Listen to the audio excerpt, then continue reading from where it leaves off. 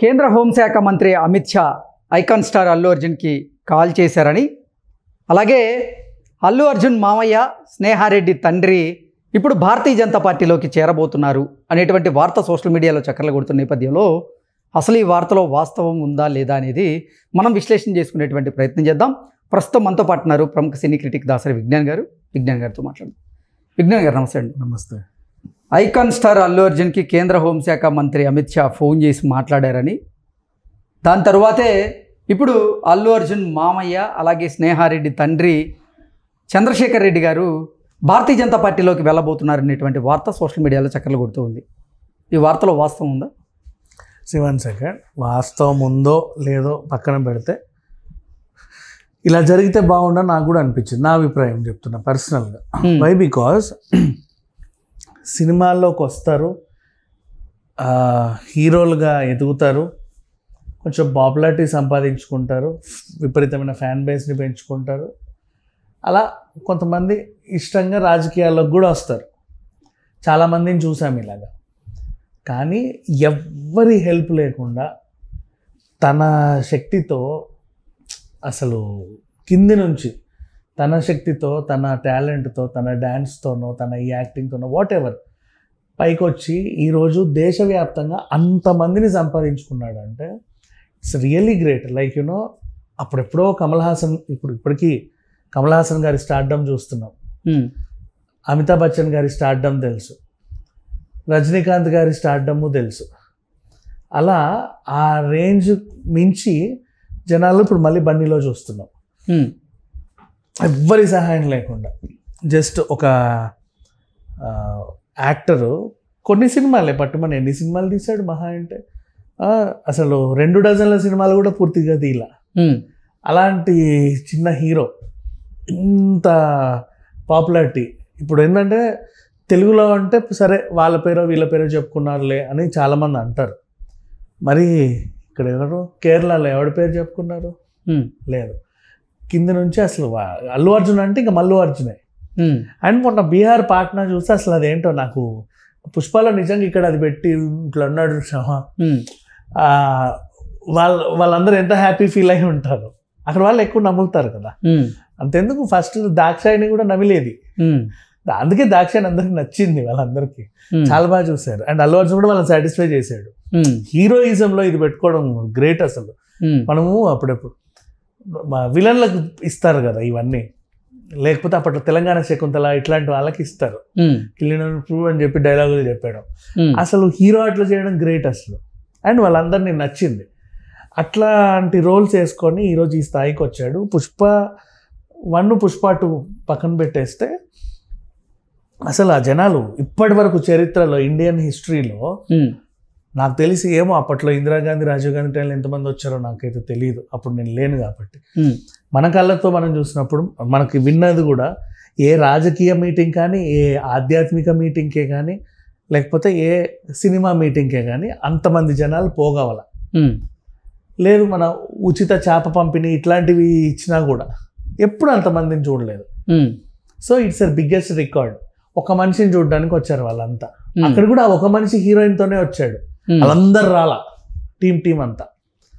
So అప్పుడు ఆ పక్కన కూర్చున్న డిప్యూటీ సీఎం అయినా కావచ్చు, ఇంకెవరైనా కావచ్చు, వెళ్తుందిలే ఎప్పుడైనా సరే. ఇట్లా క్రౌడ్ చూస్తే పై వాళ్ళకి వెళ్తుంది కదా వెలుగు.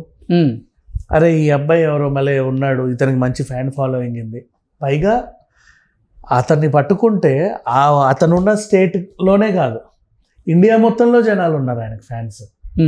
ఈవెన్ రాజకీయ నాయకులు పార్లమెంట్లలో కూడా కింద ఇప్పుడు పార్లమెంట్ సమావేశాలు అయిపోయిన తర్వాత, లోక్సభ రాజ్యసభ అయ్యాక టీలు కాఫీలు తాగడానికి వెళ్తారు కదా, అక్కడ కూడా ఇలా టాపిక్లు మాట్లాడు, బా ఆయన చూడు ఎంత ఎదిగాడో అని.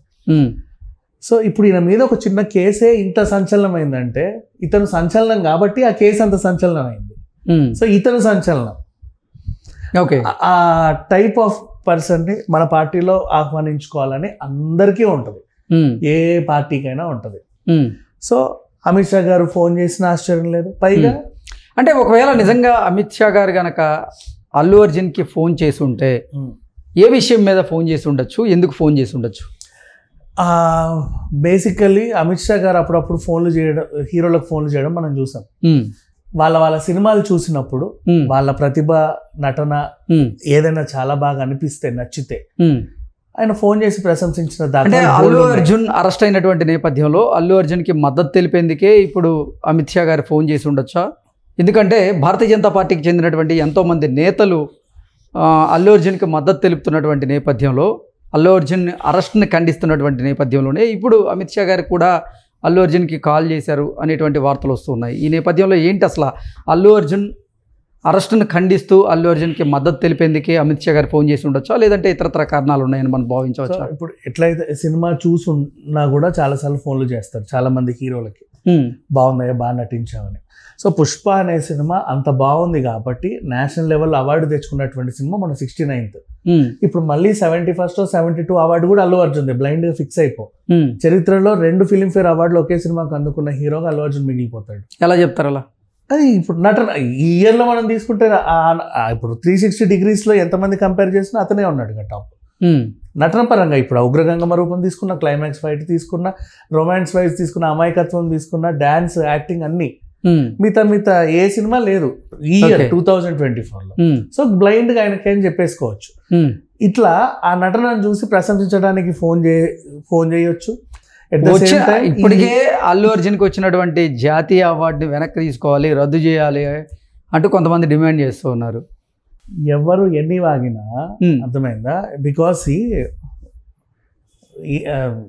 ఒకడు ఎదుగుతుంటే చూడలేక ఎవడెవడో వాగేస్తూ ఉంటాడు. దాని గురించి మనం మాట్లాడాల్సిన అవసరం కూడా లేదు. ఎవరెన్ని తీసుకున్నా అవార్డు అయితే వెనక్కి తీసుకోరు. నెక్స్ట్ నేషనల్ అవార్డు కూడా బన్నీకే వస్తుంది. అండ్ అమిత్ షా గారి ఫోన్ వెనకాల ఉన్న రీజన్ కూడా ఎప్పుడైతే ఇతడు పలానా ఎలిగేషన్ వస్తుంది, అతను నిజంగా అలా చేశాడని ఎవరిని అడుగుతారు? ఒక పార్టీ, వాళ్ళ పార్టీ మెంబర్స్ని అడుగుతారు. వాళ్ళ పార్టీ మెంబర్స్ ఈ రాష్ట్రంలో బండి సంజయ్, ఆ రాష్ట్రంలో పురంధరేశ్వరి ఇద్దరు కూడా లేదండి పాప మా పిల్లోడి తప్పేం లేదు, ఏమో మరి అతని మీద ఎలిగేషన్స్ వస్తున్నాయి, మేము దగ్గరుండి చూస్తున్నామని ఇప్పుడు వీళ్ళు మద్దతు తెలిపారు, ఆయన మద్దతు తెలిపాడు. కాబట్టి ఇలా చెప్తే అయ్యో పాపం ఏ తప్పు లేకుండా ఒక అబ్బాయి చాలా ఇబ్బంది పడుతున్నాడు అని పరామర్శించడానికి ఫోన్లు చేయొచ్చు. ఓకే, ఒకవేళ ఇన్ కేసు ఆయన చేస్తే, పైగా పాన్ ఇండియా స్టార్. మరియు అల్లు అర్జున్ మామయ్య అలాగే స్నేహారెడ్డి తండ్రి అయినటువంటి చంద్రశేఖర్ రెడ్డి ఇప్పుడు కాంగ్రెస్ పార్టీని వీడి భారతీయ జనతా పార్టీలోకి వెళ్ళబోతున్నారనేటువంటి వార్త తెర మీదకి వచ్చింది. ఏంటి, ఏం జరగబోతుంది? డిపెండ్స్. ఎందుకంటే రాజకీయ నాయకులు ఎప్పుడైనా సరే ఏదైనా విషయంలో అలిగితే షిఫ్ట్ అవుతారు. ఇప్పుడు బీఆర్ఎస్లో ఎందుకు అలిగాడు? ఆయనకు టికెట్ ఇవ్వలేదు. నాకు టికెట్ ఇస్తే నేను ఉంటానని బాగా చెప్పుకున్నాడు. ఇన్ కేసు ఆయన టికెట్ ఇస్తే అల్లు అర్జున్ నంద్యాల బదులు ఇక్కడికి వచ్చి చేతులు ఊపేవాడే. ఏదో ఒకటి గెలిచినా గెలవకపోయినా ఒక స్టార్టమ్ వస్తుందిగా. సో ఆయన ఎక్స్పెక్ట్ చేసింది ఇవ్వాల కాబట్టి కటీఫ్ అన్నాడు. ఇప్పుడు ఇక్కడ నిన్న దీపాంశి మున్షు గారిని కలవడానికి వెళ్ళారు. ఆవిడ ఈ కేసు గురించి మాట్లాడడానికి కొంచెం విముఖంగా ఉన్నారని ఒక వార్త వచ్చింది బయటికి. మేబీ ఆయన అక్కడ హర్ట్ అయినా సరే మారాలి అనుకుంటే ఇప్పుడు ఇంకో పార్టీ ఉంది, భారతీయ జనతా పార్టీ. పైగా ఆ పార్టీ వాళ్ళు మద్దతు తెలుపుతున్నారు. సో షిఫ్ట్ అయ్యే ఛాన్స్ అయితే ఉంది.